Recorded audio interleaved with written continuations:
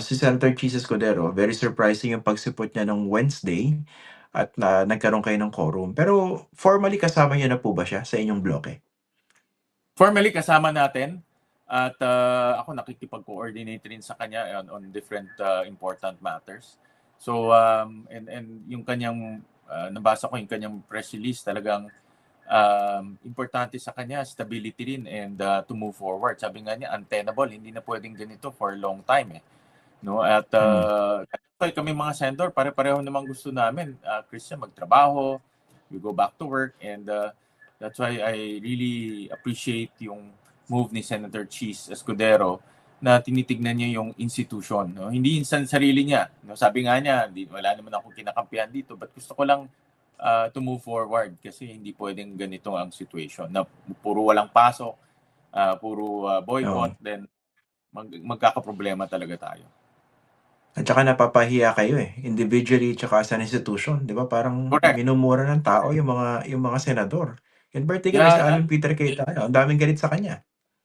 Nakita ko yung may nakita akong video galing sa Davao region, yung mga indigenous tribes doon. At merong video na nakita ko na sabi ng mga isang tribal members na ang wish ko sa ating bansa ay magkaisa, lalo na sa Senado. Dahil nakalimutan na kami dito sa aming lugar, no? Dahil sobrang busy na lang bangayan ng bangayan. So yan ang general sentiment ng taong bayan eh. And ako, I can't blame them. Hindi ko sila masisi na maraming galit, maraming nadidismaya. Kaya hamon to sa aming lahat na mag-refocus kami sa pinakamahalagang bagay na kinakaharap ng ating mga kababayan. Inflation, mataas na presyo ng bilihin, slowing economic growth. May mga problema tayo na dapat nating harapin talaga. Opo. So kung magkaroon po ng special session at magkaroon ng botohan for the new Senate President, are you expecting the support of Senator Chis? Yes, definitely. Definitely. At Senator Chis naman, like I said, committed siya sa institution, no? Yang ang kanyang commitment. Okay. Kamusta po yung yung ika-13? Kasi I understand yung quorum of 12 was enough to declare all seats vacant and to remove the Senate President. Pero kailangan niya ng 13 to be able to choose a new Senate President. Kamusta po yung ika-13? Well, marami sa lahat naman ng mga senador, kaibigan natin, so open yung aming communication lines, but let's see. May may mga nag-indicate na dismayado na kami sa ginagawa ni Cayetano, ang gulo-gulo ng Senado. Sige, lipat na kami sa kabila para maayos na to.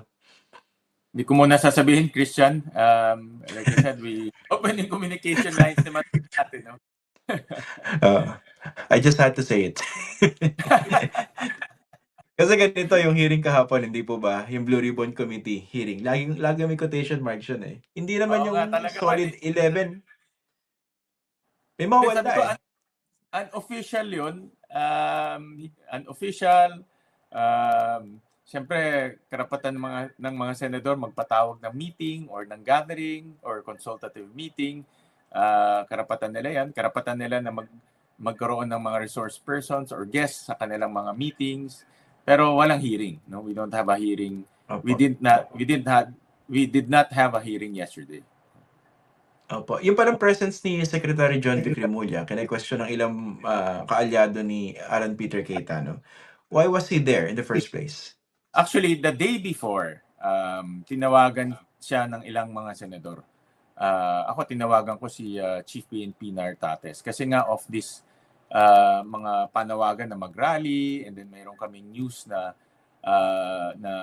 may mga pupunta para mag-prayer vigil. So preemptive situation to, no? Preemptive action kasi nagkaroon na tayo ng phobia nung nangyaring barilan sa loob ng Senado eh. No? At ang kinakatakutan namin baka may lumusob sa Senado at may trap na mga empleyado o mga senador. So tinawagan namin sila, no, si Secretary Remulla at si Chief PNP. Ako personally si Chief PNP. And then so next day, and I think Secretary Remulla pumunta naman siya to see to it na maayos. No, dahil nga may tension eh. And si Secretary Remulla, nakita ko very hands-on sa mga ganito. So I met with him and then I asked for support dahil ang contingent lang ng Senado is only 160 na internal security. Dinivide mo pa yan ng 3, tanggalin mo yung mga administrative staff, parang nasa 30 lang kada shift. So hindi talaga kaya kung lulupin ng Senado. So we asked for support from him. Augmentation. Pero ngayon po, yung Pero sa labas sino lang, po yung nagpa-function? Opo, sa sa labas labas. lang, Christian, hindi sa loob. No? But siyempre, pumasok siya to coordinate. No? Opo. Since Wednesday, sino po yung nagpa-function na Sergeant at Arms? We appointed a new Sergeant at Arms, si General Castro, dating Chief of Police ng Taguig, and also na-promote siya. At siya ang nagpa-function Sergeant at Arms. So, hindi naman nakikigulo yung tinanggal niya? Hindi naman nakikugulo. So far, hindi naman. Wala naman nakukuhang reports na gano'n. Okay. Yung Senate Secretary na in-appoint ni Cayetano, hindi rin nakikigulo?